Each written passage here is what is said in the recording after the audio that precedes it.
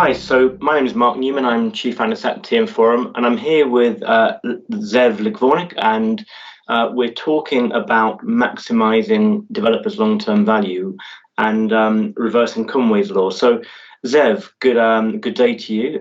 Maybe you could just walk us through Conway's Law and its relevance in the tech industry and why we now think we may need to reverse it. Sure. Thanks a lot, Mark. My name is Zev Likvornik, and I'm leading cloud technologies within Amdocs. The Conway Law as a term was coined back in 1967 after a gentleman, a computer programmer by the name of Melvin Conway, figured out that the systems being developed by a software group are actually mirroring the structure of the group developing it. That is an important understanding because this is what very often used to create the gigantic spaghetti monoliths we all familiar with.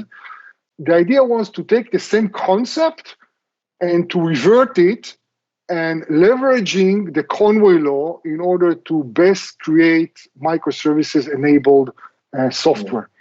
But I guess when you have smaller teams, they can be quite insular, and I guess that can lead to problems across the wider organization. Yeah, I mean, actually, that's a great question. So the best way in the market and the best way Amdocs has figured to actually revert Conway Law is to follow the domain-driven design. So when you take a gigantic monolith or a new system which is very big, the best way to break it down is by defining the business domains, subdomains, and then going to the microservices. By doing that, you need to avoid certain things. First, to avoid the most extreme. And the biggest enemy of microservice, as you could guess, is a nanoservice. A nanoservice is a microservice that was done too much to the extreme. And the way to identify nanoservices is actually if you end up with several of those that happens to scale together. When there is a load, they grow up together.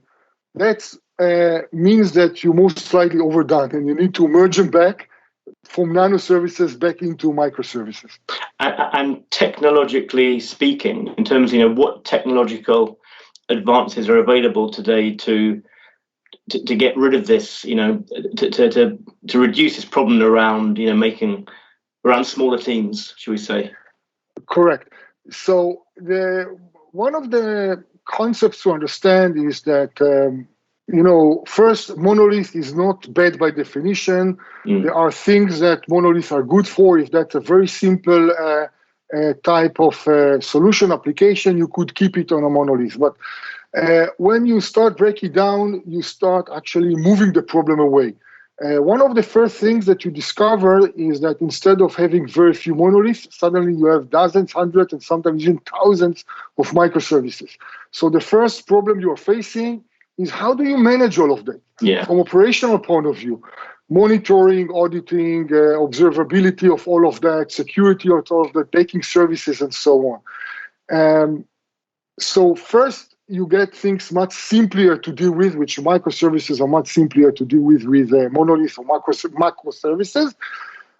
But then you create another set of problems, which are how do you deal with operation level.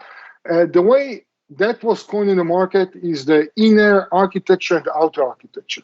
And you need to deal with the outer architecture, all the surrounding operational systems in a very clever way. If you mistakenly going too much to the extreme, then you're facing the next problem where you have a lot of chats on the networks because too little components are chatting with each other, and then you move the problem to become a networking problem. So I hope I answered your question here. Yeah, and how do you at the same time enable agility and innovation while having this sort of two-way approach? Yeah, so the best way to deal with developing and operating microservices is to strive to extreme automation. That extreme automation is enabled by tooling along the line of the CI/CD tooling, and passing the ball from one station to another. This is one important angle. Not less important is another famous slogan term coined by Peter Drucker, that culture eats strategy for breakfast. So you really need to take a careful look on all the human aspects when going to cloud native, based on microservices.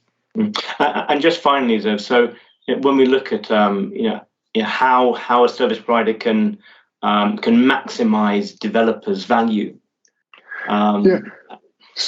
That's a great angle, because this is what the Amdocs microservices 360, MS360 is very proud of. The idea is that when dealing with the outer architecture and not doing that right, when you are starting to play with microservices, you might end up with your most valuable assets in the organization, the developers themselves, very busy with developing connectors to APIs and developing, all kind of outer architecture and so on. The beauty of the MS360, which enables rapid acceleration of developing of microservices, is that it clears most, if not all, of the hassle of the developers and let them focus on developing actually the functional and the business logic. It's being done mainly by extreme automation in all levels, but also by enabling libraries where the developer that start developing microservice can fetch a template which already connects to all the necessary APIs, and then what the developer left with is just developing the business logic itself. We found it out that it's significantly increasing the satisfaction and retention of the developers, and also it goes by spread of the mouth, meaning that many developers that figured out that their peers are developing only the goodies and not need to deal with the hassle around, wants to join those teams that are leveraging MS360.